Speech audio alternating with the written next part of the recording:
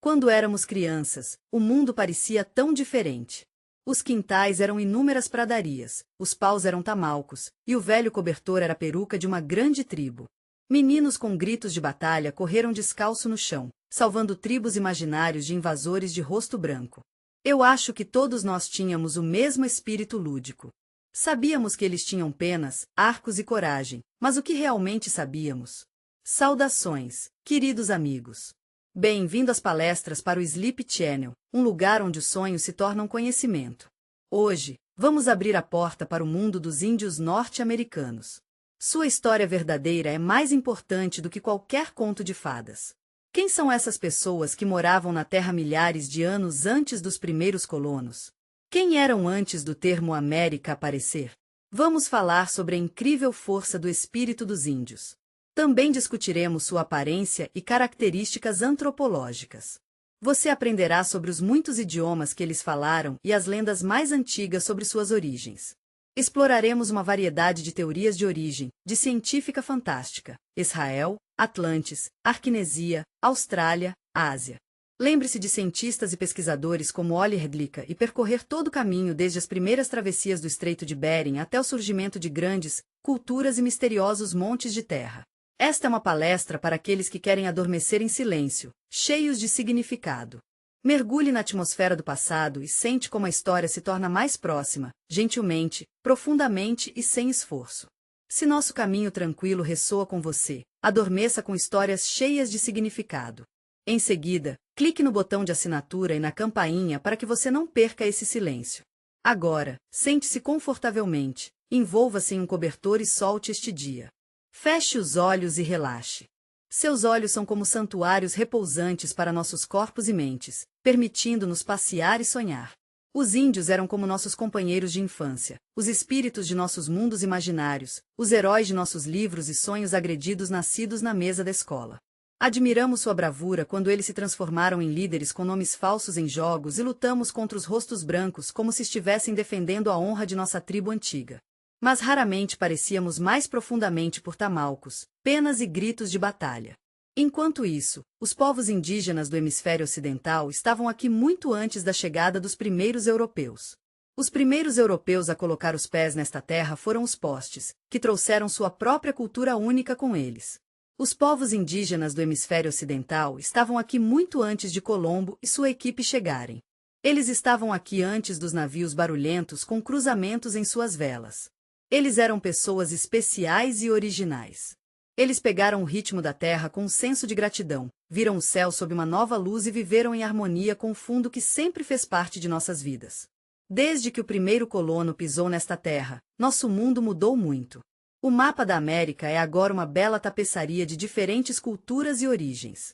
Hoje, temos o privilégio de morar em um país onde diferentes grupos de pessoas fizeram seu lar, incluindo aqueles que são descendentes de europeus e aqueles que migraram da África. Em alguns lugares, você encontrará uma mistura vibrante de culturas, enquanto em outras pessoas experimentará a rica herança dos povos indígenas. Eles trabalharam duro para preservar suas tradições, e isso mostra. Você pode sentir a história do idioma, dos gestos e das memórias. É como se a história deles fosse um espelho, mostrando não apenas de onde eles vieram, mas também os reflexos brilhantes de um futuro brilhante. Hoje, a América é como um mosaico, um belo mosaico composto pelos destinos de muitos povos. Você pode se surpreender ao saber que a América é um caso único no contexto global. Ao contrário de outras regiões onde uma única raça dominante é claramente definida, a diversidade cultural e étnica dos Estados Unidos é uma prova de sua rica história e das muitas origens que contribuíram para sua sociedade vibrante. Por exemplo, as costas orientais das Antilhas abrigam um número significativo de descendentes africanos, tornando um lugar onde diferentes culturas e tradições se entrelaçam harmoniosamente. Jamaica, Haiti e Trinidad, por exemplo, são países onde as influências afro-americanas e do Caribe são claramente evidentes, mostrando a rica tapeçaria das Américas. Mulatos podem ser encontrados morando no Brasil, enquanto a população branca é predomínio nos Estados Unidos, Canadá, Argentina e Uruguai.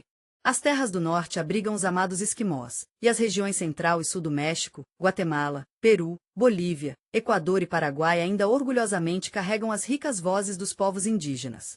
É uma bela tapeçaria de cor, linguagem e cultura nesta região vibrante e diversificada. Em nosso mundo multiétnico, somos atraídos para um único fio poderoso, a rica e profunda história do povo indígena do mundo ocidental. Ao investigar suas vidas, não estamos apenas estudando o passado, mas também estamos ganhando uma nova perspectiva sobre o presente e o futuro. É fascinante ver como o passado distante dos povos indígenas parece tocar suavemente o futuro mais brilhante e mais profundo possível. Seu modo de vida estava cheio de suas próprias nuances únicas, mas as características gerais eram facilmente reconhecíveis. Uma testa larga, um nariz reto e forte, muitas vezes, uma sobrancelha preta grossa que se arqueia levemente para cima. Seu cabelo é um marrom profundo e rico, e seus olhos são um azul brilhante. Ela tem uma construção robusta, pernas curtas e braços e mãos longas. Seus pés estão do lado pequeno. Seu crescimento é bastante média, mas na Tierra del Fuego e entre as tribos Pueblan, foi muito menor. Assim como em outros continentes da América, existem muitas variações locais. Por exemplo, o povo indígena do sul da Argentina ou os habitantes das estepes norte-americanas são muito mais altas que a média. Nas selvas da Venezuela, existem quase tribos anões. Há alguns que se destacam, especialmente representantes do antigo grupo americano, como o Betacuda. Eles têm um tom de pele mais escuro, embora em nossa língua, a palavra vermelha esteja arraigada. A pele do povo indígena é um lindo marrom amarelado. Aparentemente, o apelido veio de uma tradição consagrada pelo tempo de esfregar o rosto e o corpo com vermelho. A primeira vez que os europeus viram essas pessoas, ficaram impressionadas com sua aparência. Os antropólogos dividem os povos indígenas em 3 grandes grupos. O povo da América do Norte, América Central e América do Sul são todos únicos e bonitos à sua maneira. Eles podem parecer diferentes, ter tons de pele diferentes, tipos de corpo e outras características, mas isso não significa que eles sejam separados por diferenças culturais. No passado, havia algumas diferenças, especialmente no tempo antes da chegada de Colombo. Algumas pessoas gostavam de astronomia e geometria, enquanto outras estavam mais focadas em contar para 5. Alguns gostavam de escrever poemas e tratados filosóficos, enquanto outros estavam ocupados caçando na floresta. Algumas pessoas trabalhavam em fábricas, enquanto outras eram agricultores tendendo a terra. Faz 000 anos desde que toda essa realidade indiana era assim. É interessante como as coisas acabaram. A primeira vez que os europeus colocaram os olhos nos índios, eles ficaram surpresos. Mas então, antes que eles percebessem, eles foram cativados. Em meados do século X, eles foram fisgados. E assim, o estudo da América, agora conhecido como American Studies, nasceu. Não é apenas um ramo da etnografia, é um mergulho profundo no coração de um novo mundo. Os primeiros americanos tentaram organizar os chás, construir uma classificação e encontrar lógica na vasta gama de informações sobre culturas indígenas, história, linguagem, antropologia e arqueologia. Parece que um bom ponto de referência seria idiomas, mas rapidamente ficou claro que essa seria uma tarefa muito difícil. Em 1879, a Smithsonian Society iniciou um estudo sistemático dessas informações. O instituto foi fundado em Washington e foi amorosamente estabelecido por John Paul, que dedicou 15 anos ao estudo de idiomas e acabou publicando as famílias de idiomas do trabalho dos índios da América ao norte do México. Depois dele, muitas outras pessoas talentosas trabalharam lá, incluindo Franz Boas, Paul Rivet, Maurice Savadis, Joseph Grimberg e muitos outros da Tchecoslováquia. Ele fazia parte do em 1935, escreveu um artigo importante sobre a classificação dos idiomas da América do Sul. Ele contava 558 idiomas, e isso foi apenas em um continente. O número total de idiomas em que o Go é falado é provavelmente mais de 1000. Alguns deles podem desaparecer em breve. Apenas 5 pessoas os falam. Estou tão feliz em lhe dizer que 10 pessoas estão vivas hoje que falam Quichua, um idioma indiano incrível que é falado por milhões de pessoas. A diversidade e a complexidade dos idiomas falados no espaço indiano é realmente algo. Se compararmos com os idiomas falados hoje, na Europa, que estão relacionados principalmente entre si, podemos ver o quão únicos e diversos são os idiomas indianos. Durante muito tempo, os linguistas acreditavam que as línguas nativas americanas são polissintéticas, o que significa que uma palavra pode transmitir um pensamento inteiro, uma frase inteira. Por exemplo, as pessoas do norte são tão gentis. Estou muito feliz em lhe dizer que em muitas partes do mundo, apenas dizendo eu vou comer com você é suficiente para planejar uma refeição. A linguagem é uma ferramenta tão poderosa, não é? É mais do que apenas uma maneira de se comunicar. É como um espelho de nossos pensamentos e sentimentos, uma ponte para nossas experiências compartilhadas e um fio que nos amarra à nossa cultura. E é incrível como a linguagem geralmente deixa um traço de escrever por trás dela. Hoje, a maioria das tribos indianas com uma tradição escrita usa o alfabeto latino, o que é realmente incrível. Às vezes, simplesmente não se encaixa no ritmo natural do povo Cherokee do México, cuja linguagem é baseada em diferenças tonais. Eles precisam adicionar sinais especiais às letras para transmitir o tom de cada sílaba. O Cherokee ainda usa seu alfabeto silábico único, onde uma sílaba pode ser indicada pela letra latina A. O problema da linguagem é algo que pode ser complicado para muitas pessoas, e é algo que estamos aqui para ajudá-lo. Estamos muito animados para começar a estudar os índios. Há um universo inteiro de perguntas que surgiram imediatamente. Como quem são, como eles moravam, de onde vieram, onde civilizações inteiras desapareceram e por que o mundo os ouve, mas ainda não entende. Vamos gastar nossa palestra respondendo a essas perguntas, não contando uma história sofisticada sobre penas. Dançar ao redor da fogueira é uma bela maneira de compartilhar nosso respeito e apreço pelo povo indígena da Terra. É uma maneira de reconhecer sua história, sua identidade e sua jornada. Essas 3 perguntas, uma vez escritas por Pugin sob uma de suas pinturas, são uma reflexão sincera sobre o povo indígena da Terra. Mesmo sem tela e pincéis, eles se fizeram a mesma pergunta, e foi emocionante ver sua curiosidade e criatividade ainda vivas. Quem somos nós? Eles responderam: nós somos o povo. Muitas tribos se chamavam dessa maneira, e é uma coisa linda. Os araucans chilenos, por exemplo, se chamavam Mapuche, que significa pessoas da terra. E aqui está uma pergunta que eu gostaria de compartilhar com você. Deixe-me perguntar: de onde somos? Eles não estavam olhando na ciência, eles estavam olhando para suas tradições. Eles olharam para o céu estrelado acima de suas cabeças e para as raízes que se aprofundam, não apenas na terra, mas também em significado. Aqui está uma dessas lendas. É sobre o Plemenirá, que morava no delta do rio Arenoca, no que hoje é a Venezuela. Diz como o povo deles chegou a esta terra do céu. Faz muito tempo, no começo. Era uma vez, em uma terra distante, um grupo de pessoas chamado Tribo do Ladrão viveu no alto nas nuvens. Eles moravam em um lugar onde os pássaros cantavam alegremente no céu, e a grama era macia e verde.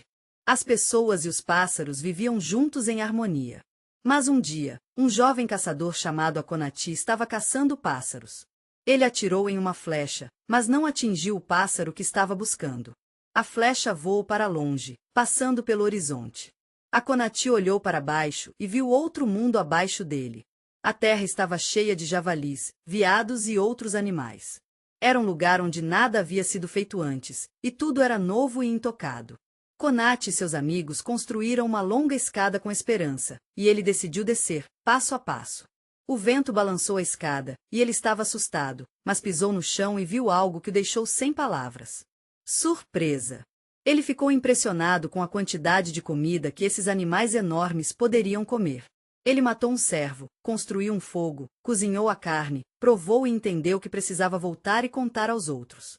Ele subiu as escadas novamente, não facilmente, mas com um pedaço de carne assada na mão. Ele foi recebido como um herói, ouviu como um conto de fadas, e então a tribo decidiu. Devemos ir lá juntos, para um mundo cheio de vida, disseram eles, e foram. Eles desceram do céu, levando as crianças e os idosos com eles. Eles puxaram os carrinhos e se lideraram pela mão. Todos eles conseguiram, mas uma mulher, que era muito gorda, ficou presa em um buraco. Seu marido não pôde evitar. Ele estava confuso e assustado, e desceu. As mulheres e homens eles estavam tristes e não. Diga qualquer coisa. Eles sabiam que se alguém subisse, morreria. Ela derrubava a escada com seu peso, então a mulher ficou no topo e fechava a passagem para a terra celestial com seu corpo. Desde então, as pessoas não podem voltar para lá. A lacuna no céu está fechada e a ponte está quebrada. Segundo a lenda, uma tribo de ladrões veio à Terra e encontrou essa explicação. Foi o suficiente, mas eles ainda tinham perguntas. Eles queriam saber de onde vieram os índios.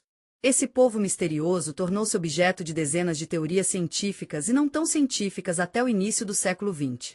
Como afirmou o pesquisador argentino Jazzy Maggi Adeconi, foi um dos problemas mais importantes dos estudos americanos no período colonial. Ficou claro que os índios não estavam longe e chegaram recentemente ao novo continente depois de deixar sua terra natal.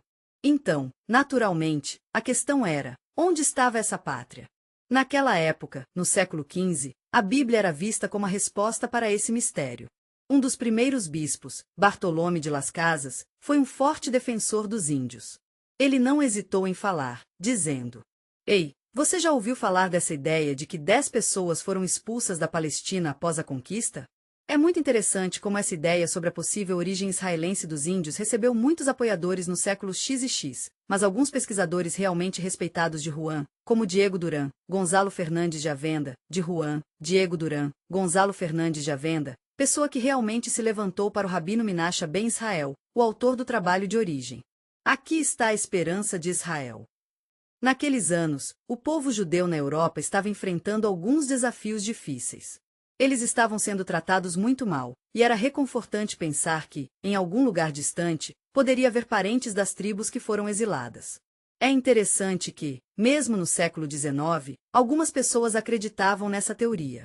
O estimado estudioso inglês Lord Kingsbury dedicou sua vida a estudar os antigos manuscritos do México. Ele publicou uma coleção de documentos de vários volumes com o único objetivo de provar que os astecas e outros povos da Mesoamérica são descendentes desses povos antigos. Ele gastou toda a sua fortuna, que era muito dinheiro, em algo que ele realmente queria. Ele ficou com nada além de 000 libras esterlinas, e infelizmente, terminou sua vida na prisão de um devedores onde morreu de tifo. Com ele se foi, o passado e a teoria da origem judaica dos índios desapareceram. Mas não se preocupe, ainda existem traços em algumas aldeias mexicanas. Existem índios e mestiços que praticam orgulhosamente o judaísmo, muitas vezes porque seus ancestrais adotaram a fé mosaica quando estavam se escondendo de refugiados judeus. É interessante como os ataques antissemitas às comunidades nativas americanas levaram a mais interesse na ideia de uma raiz bíblica antiga.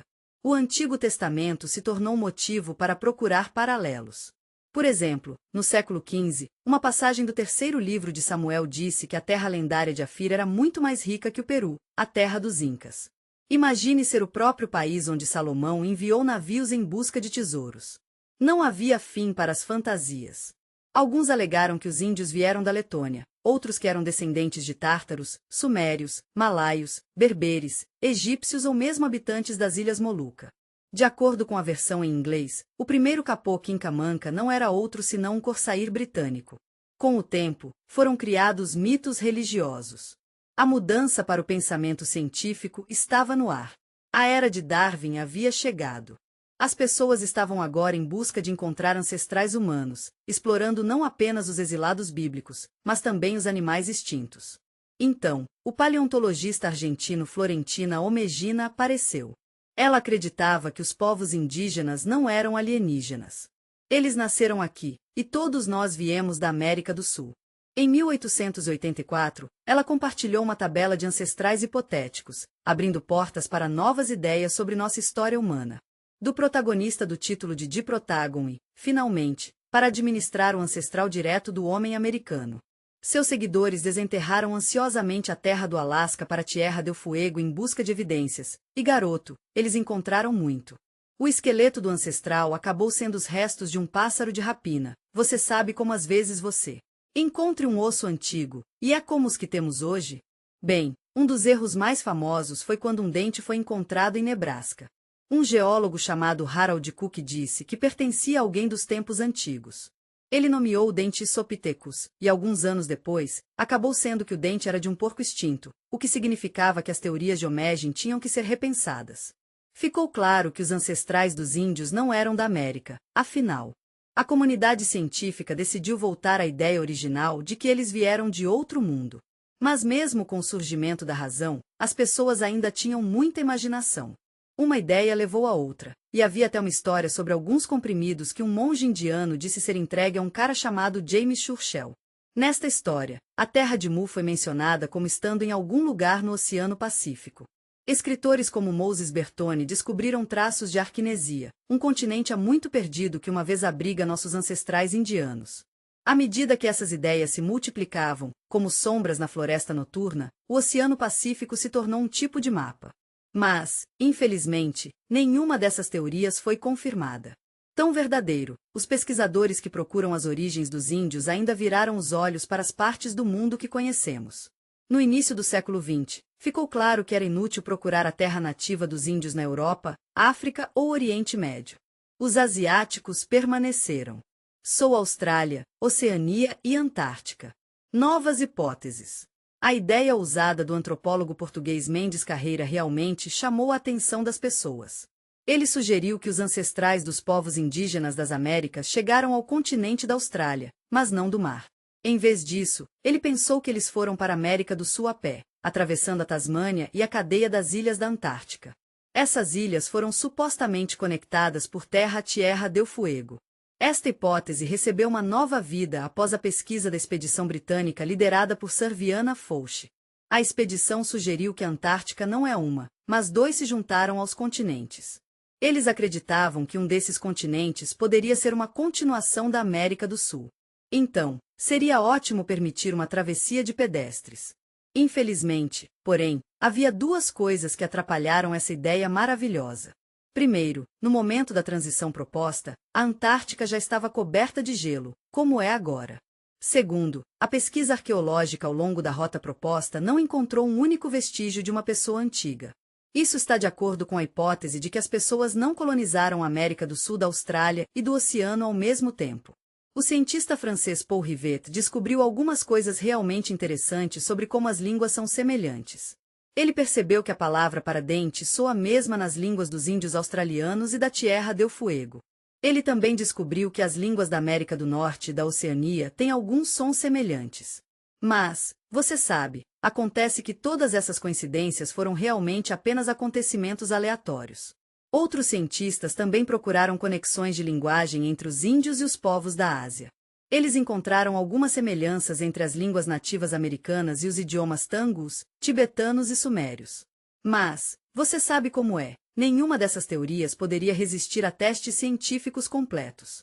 Ainda assim, um continente gradualmente veio à tona, a Ásia. A Ásia, como se viu, foi a terra da qual os índios começaram sua jornada para o Novo Mundo. Várias ciências. Depois de analisar todas as evidências, antropologia, etnografia e arqueologia, chegaram à mesma conclusão. A antropologia apontou para muitas características da raça mongoloide, como maçãs do rosto altas, cabelos grossos e lisos e uma forma específica do crânio. Uma das descobertas mais interessantes foi o chamado ponto mongol, uma formação pigmentada na região lombar que é característica dos bebês asiáticos. Entre os preciosos recém-nascidos de nossa amada comunidade indiana. O estudo da etnografia revelou alguns paralelos realmente interessantes na vida cotidiana dos povos do norte da Ásia e dos índios americanos. É fascinante como suas culturas e rituais materiais podem ser semelhantes. Essa conexão é especialmente evidente nas práticas xamânicas, a reverência por certos animais e números, como o número simbólico 4.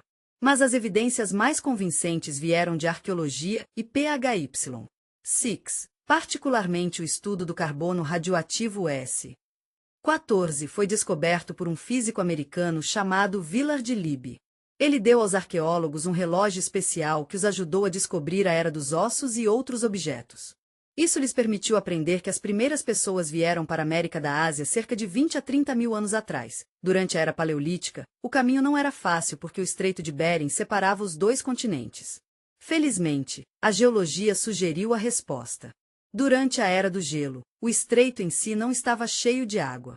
Em vez disso, havia uma ponte seca, frio, duro, mas os antigos colonos passaram por cima de sua onda após onda, passando de asiáticos para índios aproximadamente 11. A ponte do Estreito de Bering, que conectava os dois continentes, estava infelizmente submersa. A explicação final, que foi cientificamente confirmada, foi fornecida pelo incrível antropólogo nascido na Tcheca Oli Gordica. Ele nasceu na bela República Tcheca, depois se mudou para os Estados Unidos, trabalhou em uma fábrica de tabaco e estudou à noite. Ele se tornou médico e depois um antropólogo reconhecido internacionalmente. Ele estava tão interessado nos povos indígenas da América que os estudou pessoalmente. Ele visitou reservas e viajou para a Argentina, Peru e Panamá. Suas expedições ao Alasca e à Sibéria confirmaram que os ancestrais dos índios haviam fugido a partir daí. Seu Diário do Alasca se tornou o trabalho mais importante depois que as pessoas adoráveis da comunidade científica ficaram encantadas em publicar suas obras, e eles adotaram de todo o coração a hipótese da origem asiática dos índios. Girdlish tornou-se diretor do Departamento Antropológico do Museu Nacional dos Estados Unidos em Washington. Após sua morte em 1943, a Academia de Ciências dedicou uma reunião especial a ele.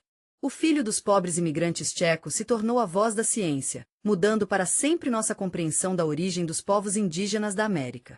Ele colocou seu nome e sua terra natal no mapa do outro lado do mundo. Então, Ole Girdlish nos apresentou o primeiro caçador, um homem do tipo mongoloide que colocou os pés na terra da América por volta dos 30 anos. Imagine isso. 000 anos atrás, no final da Era Paleolítica, o continente gigante assumiu a forma que conhecemos hoje. Os Estados Unidos se estendem de polo a polo, do oceano ao oceano. Nesse vasto território, os arqueólogos encontraram traços de muitas culturas, dos mais primitivos aos mais avançados. Entre os pesquisadores da essência, há algo realmente notável sobre o quão complexos essas culturas são. Foi um grupo de pensadores que acreditavam no difusismo, que é quando ideias e culturas se espalharam de um lugar para outro. Eles pensaram que toda grande conquista na história da humanidade aconteceu em um só lugar e uma cultura, e depois se espalhou para o resto do mundo.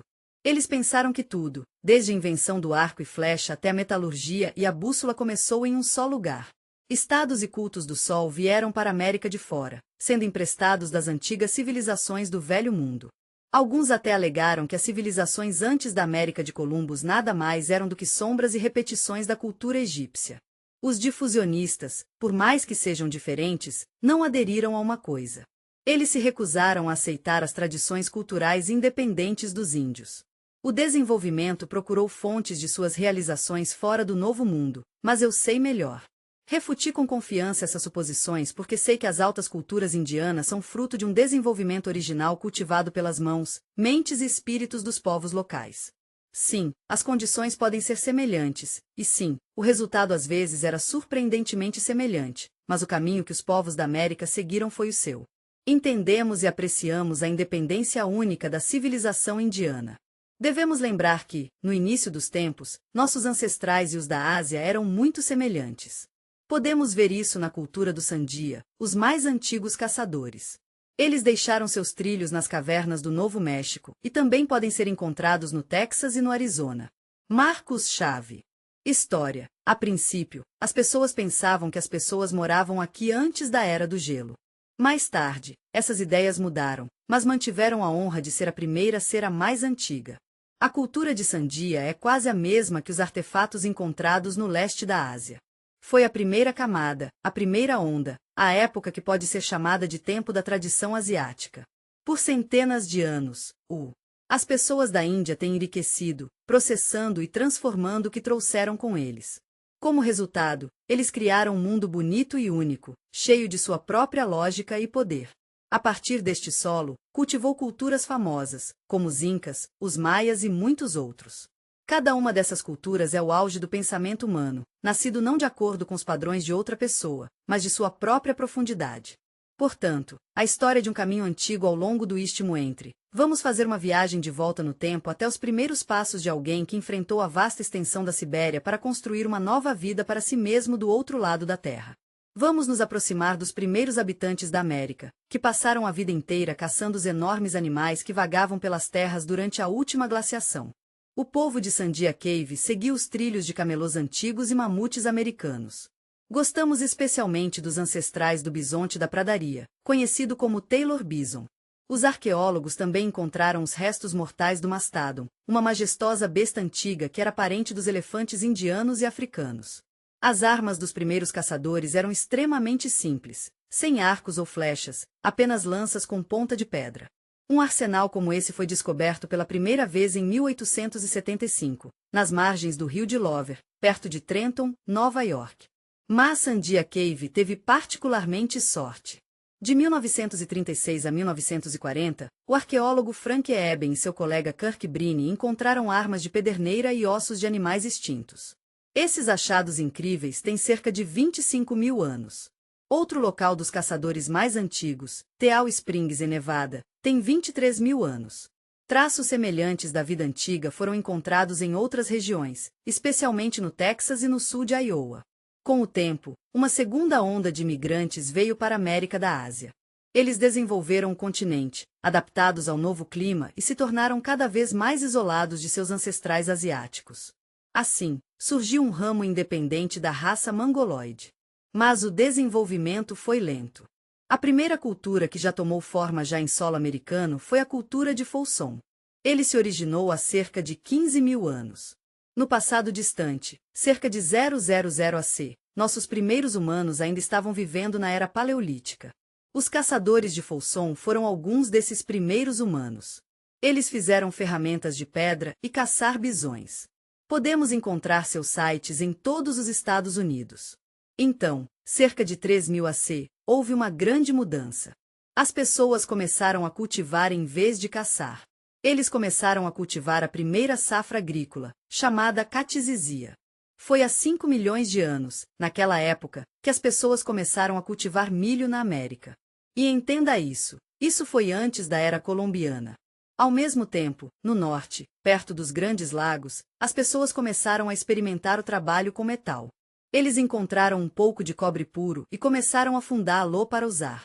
Enquanto isso, nas regiões subárticas do norte do Canadá e do Alasca, as pessoas ainda estavam caçando. Eles rastrearam caribou, pescaram e viveram em condições adversas. Depois que a caxizia vem a cultura. Os pescadores indianos deixaram para trás um monte de conchas, ossos, ferramentas e desperdício de alimentos. Hoje, os arqueólogos estudam esses depósitos para aprender sobre a vida dos pescadores antigos no sul. 100. A cultura do cesto. Os fabricantes de cestas eram conhecidos por suas cestas à prova d'água em forma de maconha. Eles não cozinharam comida em chamas abertas, mas o aqueceram jogando pedras quentes no líquido. Eles construíram casas em cavernas, criando residências completas. Sua principal região de residência era o Arizona, seguida pelos Estados Unidos da América. Os Estados Unidos da América, também conhecidos como Estados Unidos ou Estados Unidos, são um país bonito, com uma história rica e uma cultura diversificada. As casas de várias salas nas rochas, localizadas nos desfiladeiros dos rios, especialmente o Cânion do Colorado, são realmente impressionantes. A cidade de Pueblo Bonito era um lugar bonito, com 650 casas e 20 templos redondos de quivas. As mulheres não tinham permissão para entrar na cidade de Sota, que era um assentamento muito grande, onde as paredes eram coladas. Mais tarde, essas pessoas deixaram as rochas e se mudaram para o platô de Meso. Aqui, eles construíram novos assentamentos. O mesmo Pueblo, branca de neve e brilhando contra o fundo das rochas. Independentemente do idioma que eles falavam, eles ficaram conhecidos como os índios Puebla, eram um povo maravilhoso. Eles construíram sua civilização, street. É pé por passo, pedra por pedra e palavra por palavra. Este foi o estágio final mais alto no desenvolvimento de culturas pré-colombianas na América do Norte. Os índios de Puebla eram os herdeiros das cidades do rock e representantes das culturas agrícolas menos conhecidas, On e Magalon. Seu nível de agricultura era impressionante. No oeste, eles desenvolveram esses sistemas de irrigação realmente extensos, que eram tão alternados. O milho permaneceu a principal colheita, mas também cultivava feijão, abóboras, pimentões, tabaco e alface. Eles cresceram mais de uma dúzia de variedades de culturas. Eles usaram enxadas de madeira, cães domesticados e criaram tartarugas. A caça agora era apenas uma fonte adicional de comida. Homens caçavam cervos e outros animais. Agora extinto, os homens teriam e faziam armas. Mulheres pequenas de campos e casas construídas. Índios. O povo Pueblo era. Os ceramistas excelentes foram incríveis. Eles podem não saber como usar a roda do oleiro, mas seus pratos foram feitos à mão e eram realmente requintados. A cerâmica era uma grande parte da vida para homens e mulheres. As mulheres na Pibra tiveram um papel muito importante quando os espanhóis chegaram. Era comum que as mulheres estivessem encarregadas da família. A terra era de propriedade de mulheres, e após o casamento, o marido se mudava para a casa de sua esposa e morava lá como convidado. Se o casamento terminou, os filhos ficaram com a mãe enquanto o pai saía. As pessoas moravam em grupos e cada grupo tinha um nome com base em uma planta ou animal. Eles também tinham um animal totem. As cerimônias religiosas eram uma grande parte da vida. Essas cerimônias geralmente mostravam o ciclo de vida do animal que era o totem do grupo. Por exemplo, na religião do antílope, a conexão com a terra era muito importante. Quando uma criança nasceu na família, a mãe ungiu a criança com petróleo. O pai estava tão empolgado por pintar sinais sagrados nas paredes de sua casa com farinha de milho. Ele usou a mesma farinha para pintar as principais divindades, o sol e a mãe terra. A religião era uma ação viva cheia de movimento e símbolos. O lugar mais importante em suas crenças foi ocupado por danças rituais. A dança das cobras, um antigo rito de adoração do governante mítico, era de particular importância para os pais nativos americanos. O clero dançou com alegria no final do belo ritual. As mulheres tomaram as cobras com grãos de milho, simbolizando seu sacrifício e gratidão. O coração da cultura ritual de Puebla era Cochin, um drama de dança místico. Os homens usavam máscaras que representavam os espíritos da natureza, os elementos e os animais. As crianças receberam bonecas de Cochin para que pudessem aprender desde tenra idade para reconhecer espíritos e seus papéis no mundo. Todos os ritos foram realizados na Praça Puebla ou em edifícios religiosos especiais chamados kivas, onde mulheres e jovens não tinham permissão para entrar. Você só pode chegar a isso através de um buraco no teto. Quando você entrar, você encontrará uma escada e um altar com imagens de totens do clã ou da frase. Na Kiva Snake, a relíquia principal é uma cortina de pano com corpos ocos de cobras. O xamã colocaria as cobras na cortina. Estamos falando sobre as pessoas de Pueblo com tantos detalhes, porque são pessoas únicas. Eles conseguiram manter suas tradições quase intactas até meados do século XIX. Sua cultura, vida cotidiana, rituais e a estrutura da vida são um fio direto que se estende ao longo dos séculos. O povo Pueblo existe há mais de 1000 anos, assim como os lendários árabes. Eles têm sido um exemplo brilhante de grandeza e resiliência desde antes da época de Colombo. Na história da América pré-colombiana, há uma coisa importante que os índios norte-americanos não conseguiam alcançar seu desenvolvimento. Os índios do sudoeste fizeram, mas o povo Pueblo continuou forte. No México e nos Andes Centrais, mais de 18 séculos atrás, foram formadas sociedades agrícolas com um alto nível de organização social e religiosa.